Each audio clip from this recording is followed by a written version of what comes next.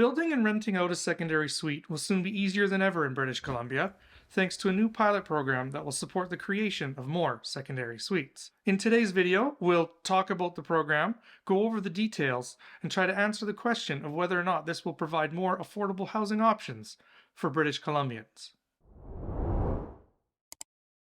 I'm Tyrell Boake, and if you're new to the channel, I'm a realtor in Kelowna, and I help you navigate the real estate market and provide you with useful information so you can make a decision that makes sense for you. Before we get into the details of BC's new pilot program, let's define what exactly is a secondary suite. According to the Ministry of Housing's Home Sweet Home Guide, a secondary suite is a complete living unit including kitchen, sleeping, and washroom facilities that is contained within a larger dwelling. The pilot program will also allow for some ADU or additional dwelling units to be constructed. An accessory dwelling unit, often referred to simply as an ADU, is a self-contained dwelling unit located on the same legal lot as a single detached home, duplex, or other residential unit. And as with any other government program, of course there is a disclaimer in the introduction to the guide.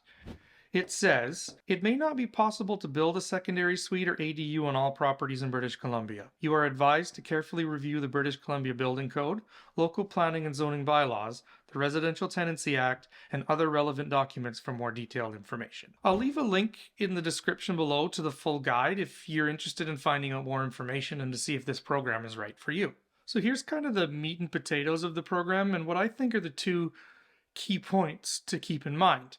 Back in the spring, the provincial government announced that it will legalize all secondary suites as a part of their housing program, and funding will be made available to help homeowners build secondary suites through the Secondary Suite Incentive Program. The first point's pretty straightforward in that it's going to allow for secondary suites and additional dwelling units to be built to create more supply in the rental market in hopes of decreasing rental prices to help homeowners pay for their rising mortgage payments, and it'll hopefully create more affordable housing for renters. In a perfect world, this sounds great. More rentals with cheaper rent and more homeowners having the ability to collect those rent payments to help with their increasing mortgage payments because rates are increasing. The second point seems like a great initiative as well. Homeowners can get up to $40,000 in the form of a forgivable loan to build a secondary suite or an ADU. Beginning in April 2024, the province, through BC Housing, will introduce the Secondary Suite Incentive Program. The SSIP is a 3-year pilot program to provide conditional financing assistance to help homeowners construct long-term affordable rental units, including secondary suites or ADUs. Qualified homeowners would be eligible for a forgivable loan covering 50% of construction costs, up to $40,000. The loan is available in the form of a cost rebated to the owner after construction is complete and an occupancy permit is issued. The loan will be forgiven if the homeowner meets certain conditions, including renting their unit out at below market rates specified in the program criteria for a minimum of 5 years. So here's the catch. As a homeowner, you're going to have to put out all of the costs up front. You're going to have to build the secondary suite at a cost to you, where you're going to have to spend at least $80,000 to get the $40,000 back for the program, and you'll only get that money back if you qualify for the program and you rent the secondary suite out for below market value rent for a minimum of 5 years. So you might be asking yourself, what is the value of rent and what is it that you can charge after building this secondary suite to qualify for the program? Well, in my market of Kelowna, BC, the rental affordability rate for 2023, which is set by BC Housing, is $1,289 for a bachelor or one-bedroom unit and $1,686 for a two-bedroom.